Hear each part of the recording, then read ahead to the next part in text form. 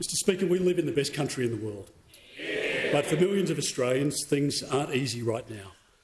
You're facing increasing financial pressures in your mortgage repayments, insurance premiums, visits to the supermarket, filling up at the petrol station, and especially in your power bills.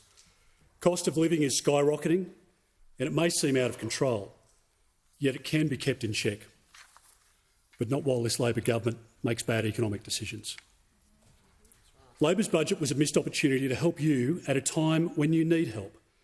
It didn't address our economic challenges or inspire confidence. It's a budget which breaks promises rather than keeps them, a budget which weakens Australia's financial position rather than strengthens it. And it's a budget which adds to rather than alleviates your cost of living pressures. Peter and Lee are pensioners from Bankstown in New South Wales. They've been with the same energy company for more than 30 years. Their bill is set to rise by $753 in just 12 months. Kel runs a multi-generational, family-owned IGA supermarket in Mapleton in Queensland.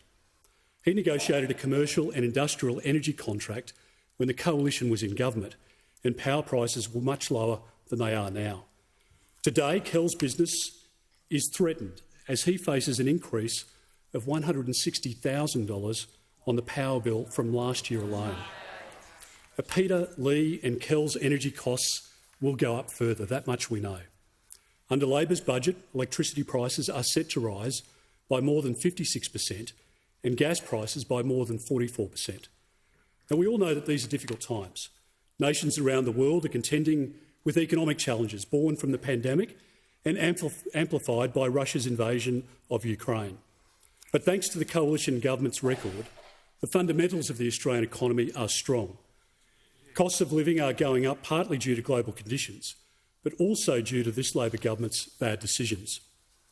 The Treasurer said his budget makes hard decisions for hard times, but I say his budget makes bad decisions, making hard times even harder for all Australians.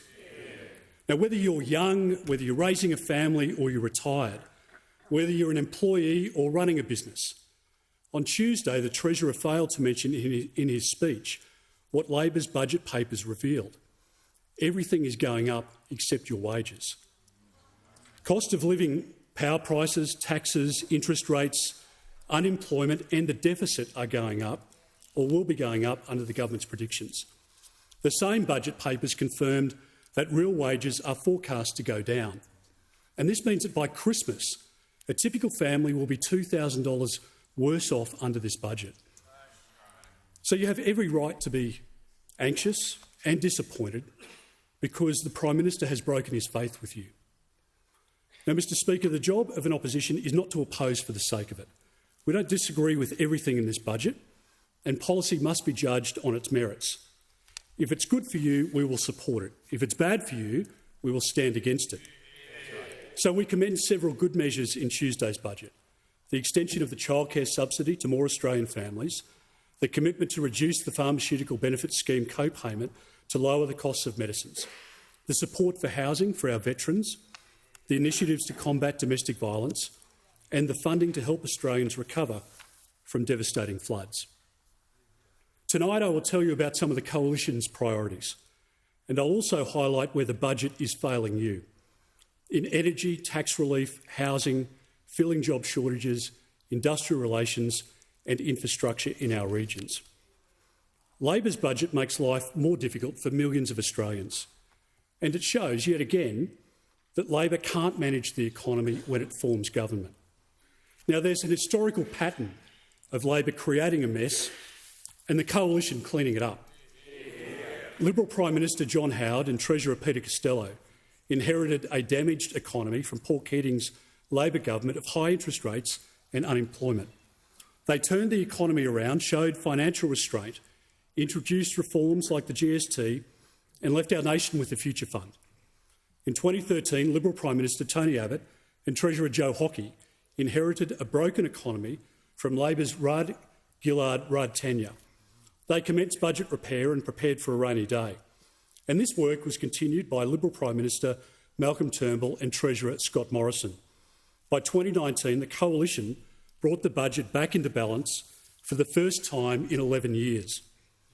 Then, of course, in 2020, COVID-19 hit. That once-in-a-generation pandemic caused the biggest economic downturn since the Great Depression. It was only due to our economic management over the 7 years prior to the pandemic that we were in a strong position to implement a suite of support measures. With 2020 hindsight, we didn't get everything right, and some of the state government lockdowns went on for far too long, and some Australians are still bearing the wounds of those lockdowns today. But Prime Minister Scott Morrison and Treasurer Josh Frydenberg's policies kept our nation afloat. JobKeeper assisted 1 million businesses and kept 4 million Australians in jobs. Our cash flow boost helped 820,000 businesses. On almost every economic and health measure, Australia was either world-leading or performed better than other countries. The final budget outcome for 21-22 revealed a $48 billion reduction in the deficit and a $115 billion reduction in debt compared to the budget handed down in March.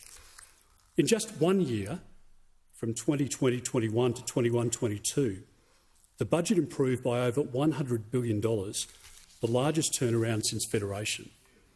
There are now 596,000 more Australians in jobs than before the pandemic.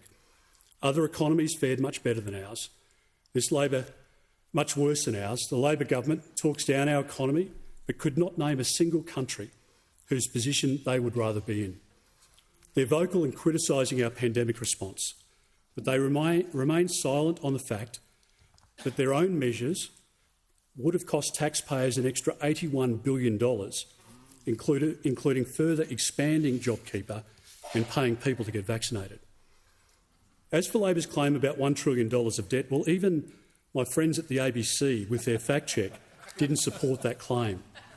Now, every democratic government around the world, left or right-leaning, incurred COVID debt. Yet Australia emerged from the pandemic in an economic position the envy of most nations, with debt lower than any other major advanced economy. So when you hear Labor's spin, when you hear them carry on about a wasted decade, it's a distraction from the fact that this government has no economic plan. And Labor will continue to misrepresent the truth until the next election to mask their own bad decisions, most notably their bad decisions on energy policy.